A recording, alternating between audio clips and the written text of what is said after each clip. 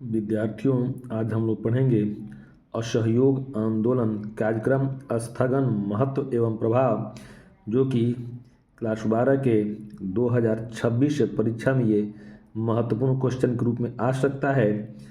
तो ये बात हम लोग करेंगे कि महात्मा गांधी अब अंग्रेजों के लिए सहयोगी से क्या बन गए, असहयोगी बन गए।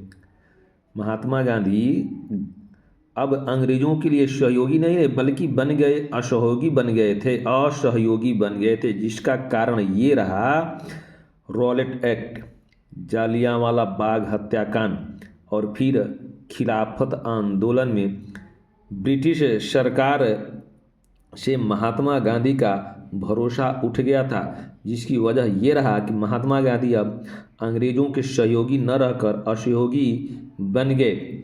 तो ये तीन आपको याद रखना होगा। इसका कारण क्या क्या है? रॉलेट एक्ट, जालियांवाला बाग हत्याकांड और फिर खिलाफत आंदोलन। खिलाफत आंदोलन से ब्रिटिश सरकार से महात्मा गांधी का भरोसा उठ गया था।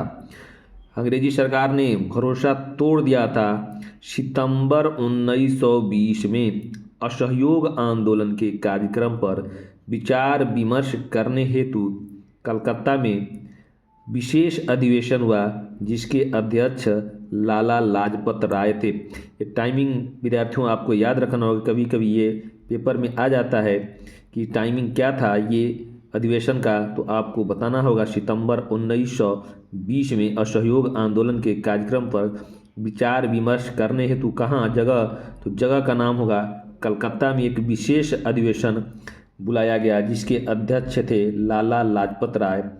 इस अधिवेशन में गांधी जी ने प्रस्ताव पेश करते हुए कहा कि अंग्रेजी सरकार शैतान है, जिसके साथ सहयोग संभव नहीं है।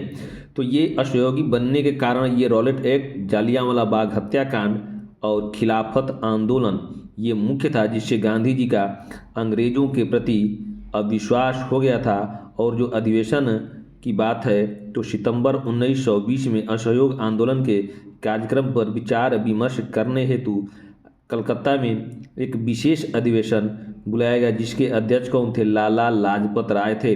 तो इस अधिवेशन के जो अध्यक्ष थे कौन थे? लाला लाजपत राय। और समय की बात की जाए तो सन 1920 में।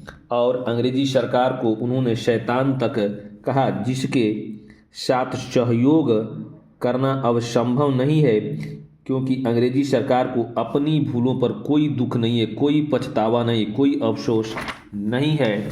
तो इसलिए वो कह रहे हैं कि अब अंग्रेज़ों का सहयोगी बनना ठीक नहीं है।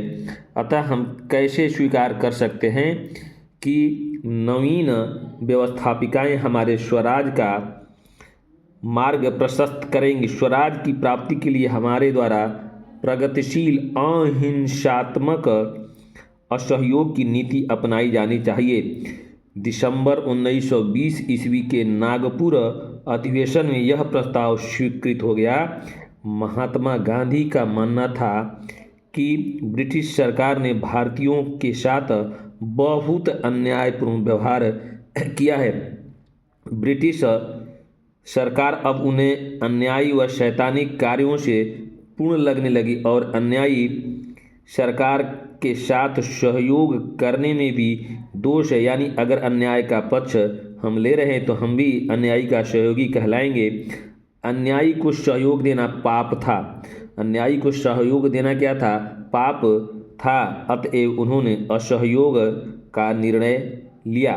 तो आपको टाइमिंग याद रखेंगे। दिसंबर 1920 ईस्वी के नागपुर अधिवेशन में यह प्रस्ताव स्वीकृत हुआ। महात्मा गांधी ये माने कि ब्रिटिश सरकार जो है, अंग्रेज़ों की जो सरकार है, भारतीयों के साथ अच्छा व्यवहार नहीं कर रही है, बल्कि अन्यायपूर्ण व्यवहार किया है।